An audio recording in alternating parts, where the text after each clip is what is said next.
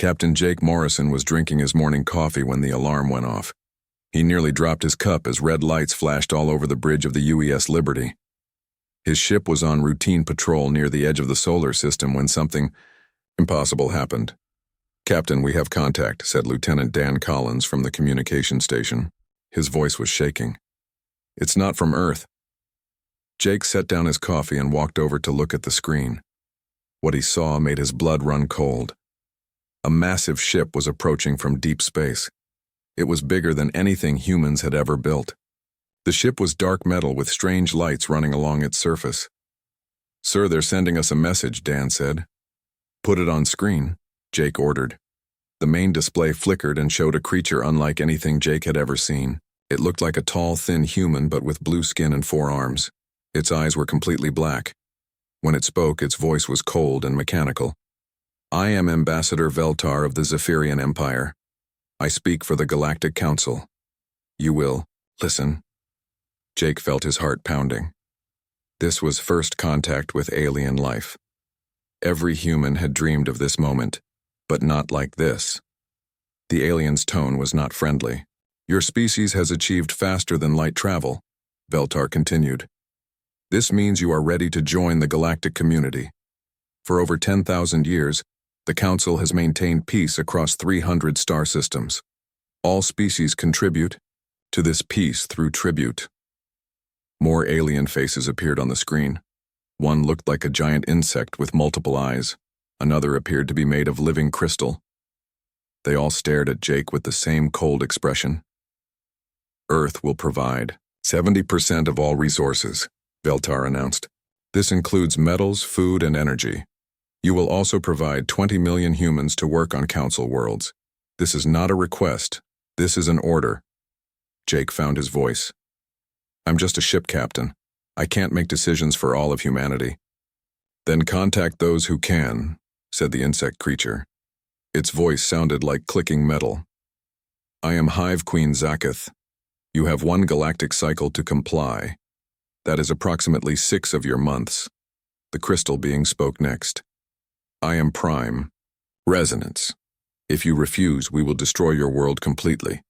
We have done this to 47 species who would not submit. Your choice is simple. Serve or die." The transmission ended. Jake stared at the blank screen for a long moment. Then he grabbed the communication device. "Get me Earth Command immediately," he said. 3 hours later, Jake was sitting in a room at the Pentagon.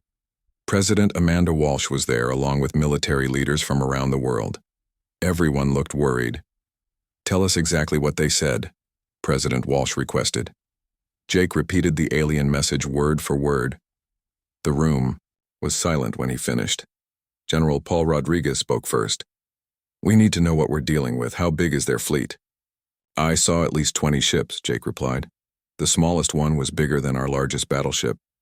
Their technology is clearly superior to ours." "What about their weapons?" asked Admiral Betty Chen. "Unknown," Jake said. "But if they've conquered 300 star systems, they must be incredibly powerful." Dr. Kevin Smith, the head of NASA, leaned forward. "Did they say anything about their intentions? Why they want human workers?" "They called it tribute," Jake answered. "It sounds like slavery to me." President Walsh stood up and walked to the window. Outside, people were going about their normal lives. They had no idea that alien ships were waiting just beyond their solar system. "We need more information," she said. "Can we communicate with them again?" "They gave us their communication frequency," Jake replied, "but I don't think they're interested in negotiation." This felt more like a final demand. General Rodriguez pulled up a holographic display showing Earth's military capabilities. "If they have the technology to travel between stars, our weapons might be useless against them." "What about our space fleet?" asked Admiral Chen. "We have 12 ships capable of interstellar travel," Rodriguez replied. "Against their fleet, it would be suicide." The room fell quiet again. Everyone was thinking the same thing. Humanity had dreamed of meeting aliens for centuries. But in every dream, humans were the ones exploring space and making contact. No, One had imagined aliens coming to Earth with demands. "What happens if we refuse?" President Walsh asked. Jake looked at her. "They destroy our planet. They said they've done it 47 times before. And if we agree? 20 million people become slaves. Earth becomes a resource mine for their empire." President Walsh returned to her seat. "How long do we have?" 6 months, Jake replied. "Then, we need to make a decision that will affect every person on Earth," she said.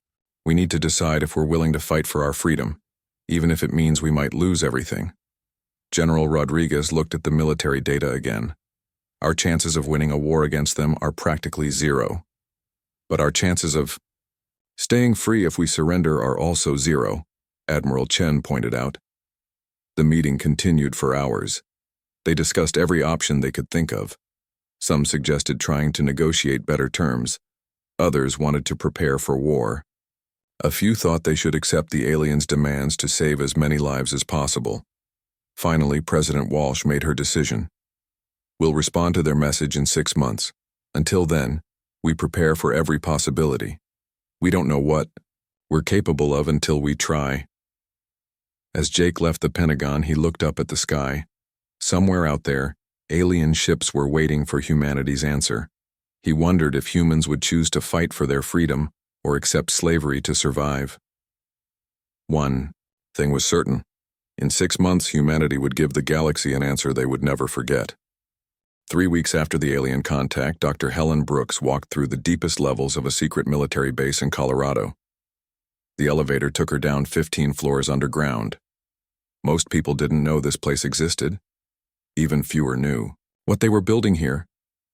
"How long until the weapon systems are ready?" asked Commander Ryan Hayes as he joined her in the corridor. 2 months, maybe 3, Helen replied. "We've been working on this technology for 20 years. We always knew something like this might happen." They entered a massive underground chamber filled with strange machines and computers. Scientists and engineers worked around the clock on projects that looked like science fiction. In the center of the room stood a device that hummed with energy. Project Looking Glass was started in 2005, Helen explained to Ryan. "We found evidence that aliens had visited Earth before. Ancient texts, unexplained technology, crashed objects. We knew they would come back." Colonel Steve Martinez approached them. He was in charge of the military side of the secret project. "The shield generators are almost finished," he reported. "If they work, we can protect major cities from orbital bombardment." "What about weapons?" Ryan asked. "We have 30 ships hidden in underground bases around the world," Steve replied. "They use technology we reverse-engineered from alien artifacts. They're still not as advanced as what the Council has, but they're our best hope." In another part of the base, Lieutenant Sophie Adams was studying intercepted alien communications. She had learned to decode their language using the world's most powerful computers. What she discovered was both encouraging and terrifying. "They're treating this like a routine operation," she told her team. "They've sent only a moderate force because they expect us to surrender without a fight." "How many ships?" asked her assistant, Sergeant Bill Cooper. 43 combat vessels," Sophie replied. "It sounds like a lot, but it's actually small for them. They usually send hundreds of ships when they conquer a new world." "Why so few?" "Because no species has ever said no to them before," Sophie explained. "They're overconfident. They think we'll give up like everyone else did." Meanwhile, Captain Jake Morrison was leading a secret mission in space. His ship, the UES Liberty, had been equipped with advanced stealth technology from Project Looking Glass. With him were pilot Danny Clark and engineer Kate Wilson. "How close can we get to their ships?" Jake asked Danny. "Close enough to scan them," Danny replied. "The stealth system makes us almost invisible." They approached the alien fleet slowly. The enemy ships were beautiful and terrifying at the same time. They were massive, with smooth curves and glowing energy patterns. Each ship was at least 5 times larger than anything humans had built. "I'm detecting their shield frequencies," Kate reported from her station. "Their armor is made of some kind of metal we've never seen before." "Are they vulnerable anywhere?" Jake asked. Kate studied her readings carefully. Their technology is definitely superior to ours, but it's not magic. Everything has weaknesses if you know where to look. What did you find? Their shields use a lot of energy. If we could overload their power systems, we might be able to get through their defenses. Jake smiled for the first time in weeks. Send that information back to Earth immediately. Back on Earth, President Amanda Walsh was meeting with world leaders through secure video connections. The United Nations had never faced a crisis like this before. Every nation had to decide whether to fight together or surrender. The military says we have no chance of winning, said the Prime Minister of Britain. But we also have no chance of staying free if we surrender, replied the President of Brazil. President Walsh looked at each leader on the screen. We've received intelligence that gives us hope. The aliens are not expecting resistance. They've grown comfortable with easy victories. What are you suggesting? Asked the Chancellor of Germany. We fight, Walsh replied simply. Not because we can win, but because it's the right thing to do. The President of Russia frowned. You're talking about the extinction of humanity. No, Walsh said firmly. I'm talking about humanity choosing to live free rather than exist as slaves. In the days that followed, every nation on Earth began secret preparations. Weapons were moved to hidden locations. Civilians were quietly evacuated from major cities. Military forces trained for a type of warfare they had never imagined. Dr. Brooks worked 20 hours a day to finish the planetary defense system. Her team of scientists came from every country on Earth. They all knew they were humanity's last hope. The SHIELD network is ready for testing, she announced during a briefing with military leaders. What exactly will it do? Asked General Rodriguez. It will create an energy barrier around Earth, Helen explained. It won't stop everything, but it will give us time to fight back. Commander Hayes was training Space Marines for boarding actions against alien ships. These soldiers would have to fight in zero gravity against enemies they had never seen before. Remember, he told his troops, they expect us to be afraid. They expect us to run. That's our advantage. They don't know how humans fight when we're backed into a corner.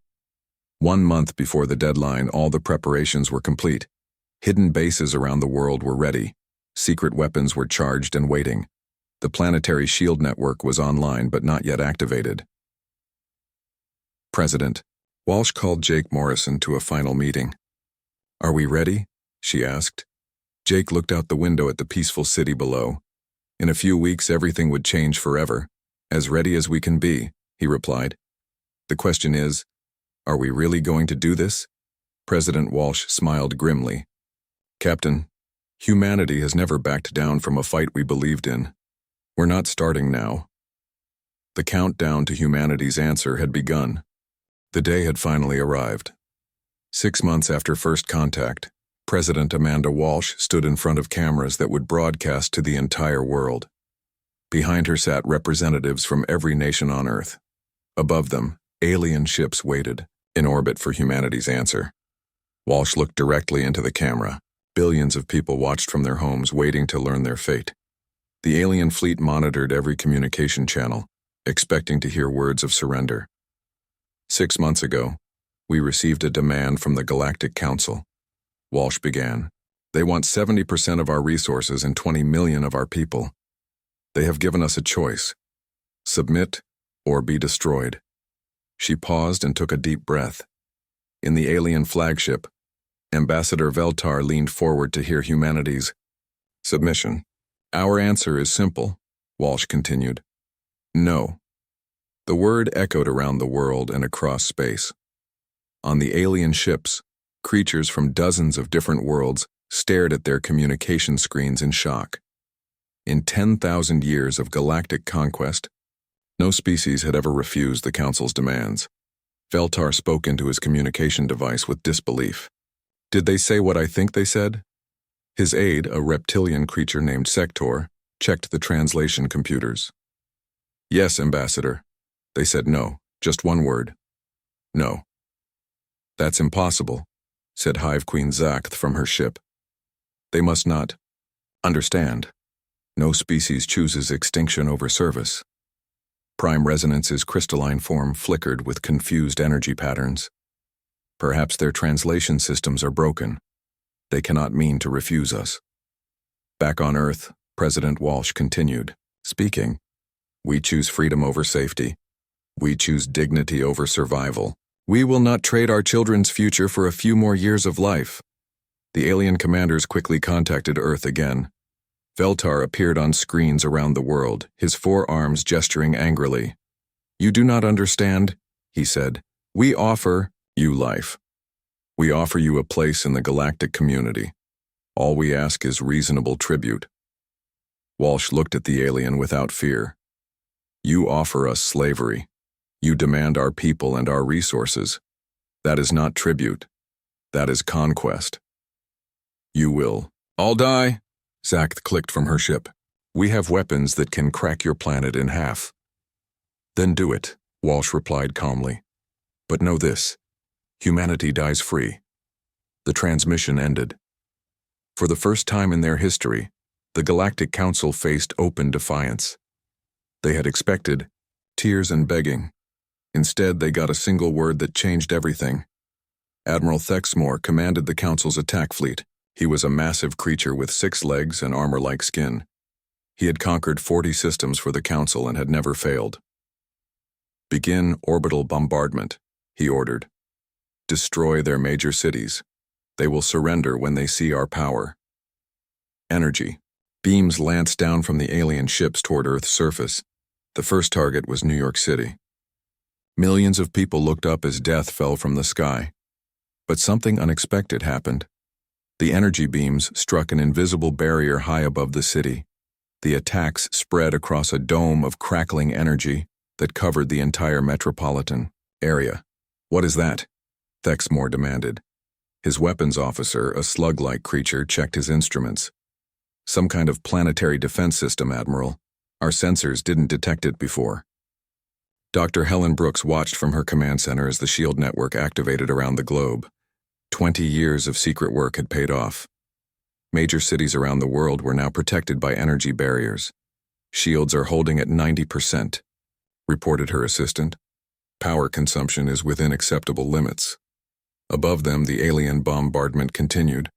Energy beams struck shield after shield, but none broke through. The aliens had never encountered defensive technology like this. "How is this possible?" Veltar asked his science officer. "These humans just achieved interstellar flight. They should not have this technology." On Earth, Captain Jake Morrison launched from a hidden base in Nevada. The UES Liberty rose from an underground hangar, followed by 29 other human ships. They had been waiting for this moment. "All ships, this is Morrison," he broadcast. "Operation Freedom begins now." The human fleet was tiny compared to the alien armada, but they had advantages the Council didn't expect. They knew Earth's gravitational fields. They could hide behind the moon and asteroids. Most importantly, they were fighting for their home. Pilot. Alice Thompson led the first attack run in her fighter craft. She dove toward a Council cruiser, firing weapons that used alien technology against its creators. "Direct hit on their shield generator," she reported. "These weapons actually work." The first space battle in human history had begun. Human ships darted between the larger alien vessels like angry hornets. They couldn't match their enemies' firepower, but they made up for it with speed and determination. Commander Ryan Hayes led a boarding party onto a damaged Council ship. His Marines had trained for months in zero-gravity combat. They moved through the alien corridors fighting creatures they had only seen in nightmares. "Bridge secured," Hayes reported. "We have control of their communication system." What happened next surprised everyone. Hayes began broadcasting across all Council frequencies, speaking to the conquered species throughout the galaxy. "This is Commander Hayes of the human fleet," he announced. "We want you to know that someone is fighting back. The Council can be defeated." On distant worlds, slaves heard the message.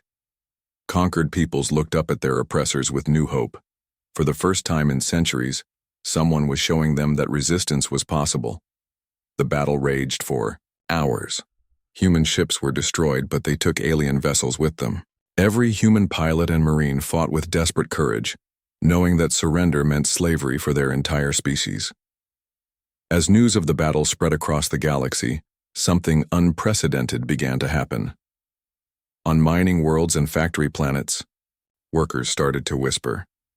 If humans could say no to the council, maybe others could too. The single word that President Walsh had spoken was becoming the most dangerous thing in the galaxy. Hope. On the mining world of Kepler 438b, a worker named Cathara heard the impossible message from space. The Valdris people looked similar to humans but had blue skin and larger eyes. They had been slaves to the council for over 300 years. Cathara dropped his mining tool and stared at the communication device. "Did you hear that?" he whispered to his friend Mordan. "Someone is fighting the council," Mordan replied in amazement. Someone actually said no to them. Around the mining facility, other Valdris workers stopped what they were doing. The human broadcast was being repeated on emergency frequencies across the galaxy. Commander Hayes' voice echoed through the tunnels. "If humans can fight back, maybe we can too," Cathara said quietly. That night, Cathara met with other workers in secret. They had never considered rebellion before. The council's power seemed absolute. But hearing about humanity's resistance changed everything. "We have 5,000 workers on this planet," said an older Valdris named Telvar. "The council has only 50 guards. But they have weapons and ships," Mordan pointed out. "So did the humans face bigger odds," Cathara replied. "They're still fighting." The next day, the Valdris began their own revolution. They overpowered the guards and took control of the mining station. For the first time in centuries, they were free. Back in Earth's solar system, the war was getting worse. More council ships arrived every day. Admiral Thexmore was angry that humans were still fighting after 2 weeks of battle. "How many ships have we lost?" he asked his aide. 17 destroyed, 12 damaged, came the reply. "The human fighters are extremely aggressive." General Paul Rodriguez coordinated Earth's defense from a bunker in Colorado. The planet's shields had held, but they were weakening under constant bombardment. "We need to take out their command ship," he told his staff. "If we can capture or destroy Thexmore's flagship, it might give other species hope." Major Carol Lewis led ground forces against alien troops that had landed near Los Angeles. The council soldiers were tough and well-equipped, but they had never fought humans in close combat before. "They're not used to enemies who fight this hard," she radioed to her unit. "Keep pressing the attack." Her soldiers moved through the ruined streets, using every building and piece of debris for cover. The aliens had superior weapons, but humans knew how to fight dirty. Commander Ben Parker's Space Marines were boarding another council ship in orbit. These boarding actions had become humanity's specialty. The aliens couldn't understand why humans would risk their lives to capture enemy vessels. "Engine room secured," Parker reported. "We have control of their propulsion system." In the council ship's command center, the alien captain stared at the human Marines with confusion. "Why do you fight so hard?" he asked through a translator. "Your species will be extinct in days." Parker looked at the alien captain, a creature with purple skin and tentacles for arms. "Because freedom is worth dying for. You wouldn't understand." But some aliens were beginning to understand. On the council flagship, a reptilian officer named Velkoth listened to more reports of rebellion throughout the galaxy. 17 worlds had risen up in the past month. Velkoth remembered when his own people, the Saurak, had been conquered 500 years ago. They had fought bravely, but were overwhelmed. Now he served the council, but he had never forgotten his home world. Dr. Helen Brooks was working with captured council scientists in her underground laboratory. 2 alien researchers had been taken prisoner during a boarding action. To everyone's surprise, they were cooperating with the humans. "Why are you helping us?" Helen asked the lead scientist, a being that looked like a walking crystal formation. "Because you showed us something we had forgotten," the alien replied. "That fighting for what you believe in is more important than just surviving." "Your people joined the council willingly?" "We were conquered, like most others, but after generations of service we forgot we had ever been free. Your resistance reminded us." The alien scientist helped Helen understand council shield technology. With this knowledge, human ships became much more effective in battle. Captain Jake Morrison was leading another raid on Council supply ships when he received an unexpected message. It came from Velkoth on the enemy flagship. "Human Captain, this is Commander Velkoth of the Council fleet. I wish to speak with you privately." Jake was suspicious, but he agreed to the communication. Velkoth's reptilian face appeared on his screen. "I have information about Council fleet movements," Velkoth said. "3 more battle groups are coming to destroy your world." "Why would you tell me this?" Jake asked. "Because my people were like yours once. We fought for our freedom.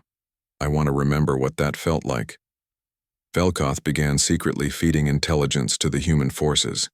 He told them about weak points in Council ships and warned them about upcoming attacks. Other aliens in the Council fleet began to question why they were fighting to destroy a species that reminded them of themselves. President Amanda Walsh authorized a new plan called Operation Wildfire. Human ships began broadcasting to every populated system in Council space. The message was simple but powerful. "This is humanity speaking to all enslaved peoples," the broadcast began. "We chose freedom over safety. We chose dignity over survival. You can make the same choice." The broadcast included tactical information on how to disable Council ships and weapons. It showed weak points in their technology and described successful resistance tactics. Lieutenant Sophie Adams monitored the results from Earth. "We're receiving responses from 43 different systems," she reported. "Species we've never heard of are starting their own rebellions." The Council leadership realized their empire was falling apart.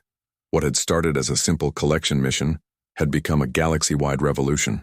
The human word no was spreading like wildfire across their territories. In desperation, the Council committed their reserve fleet to crush humanity once and for all. But it might already be too late. The idea of freedom once planted was impossible to destroy. The final battle began at dawn on Jupiter's largest moon. Admiral Patricia Scott looked out at the massive Council fleet approaching Earth's solar system. The enemy had brought everything they had left, over 200 ships including the giant battleship Eternal Dominion. "They're desperate," she told her officers aboard the UES Defiance. "When tyrants get desperate, they become dangerous." The human fleet was much smaller. Earth had only 43 ships left after months of fighting. But they were not alone anymore. Ships from 17 liberated worlds had come to help defend humanity. Cathara commanded a Valdris cruiser filled with former mining slaves. "Human fleet, this is Cathara. My people stand with you." Similar messages came from other rebel ships. The Sorak, the Crystalline Collective, and dozens of other species had sent their best vessels to fight alongside humanity. "All ships, this is Admiral Scott," she broadcast. "Today we fight not just for Earth but for every free world in the galaxy. Today we show the Council that their age of tyranny is over." The Council's massive flagship Eternal Dominion moved toward Earth like a dark mountain in space. It was 10 times larger than any human ship, and armed with weapons that could crack planets. Admiral Thexmore commanded the final assault from the battleship's bridge. "Destroy them all," he ordered. "Show the galaxy what happens to those who defy the Council." The space battle was unlike anything anyone had ever seen. Hundreds of ships fought among the asteroids near Jupiter. Energy beams lit up the darkness as vessels from dozens of worlds clashed in deadly combat. Captain Jake Morrison led a squadron of human fighters against Council heavy cruisers. His pilots had become experts at hit-and-run tactics over the past months. "Remember, we're faster than they are," he told his squadron. "Use their size against them." Commander Ben Parker was preparing for the most dangerous mission of the war. He would lead a boarding party directly onto the Eternal Dominion to disable its main weapon before it could destroy Earth. "This is suicide," said Sergeant Tony Garcia as they approached the massive battleship. "Maybe," Parker replied. "But if we don't try, Earth dies anyway." Parker's team included the alien defector Velkoth and engineer Kate Wilson. They used a captured Council transport to get close to the flagship without being detected. The boarding action was fierce. Council Marines fought desperately to protect their most important ship. The corridors of the Eternal Dominion became a battlefield as humans and their alien allies pushed toward the weapon control center. "Left corridor, move!" Parker shouted as energy blasts filled the air around them. Velkoth fought beside the humans with savage determination. "This is for my homeworld," he said as he cut down Council soldiers with their own weapons. Kate Wilson worked frantically to understand the alien weapon systems, while the battle raged around her. "I need 5 more minutes," she called out. "You've got 3, Parker replied, firing at advancing enemy troops. Meanwhile, the space battle reached its climax.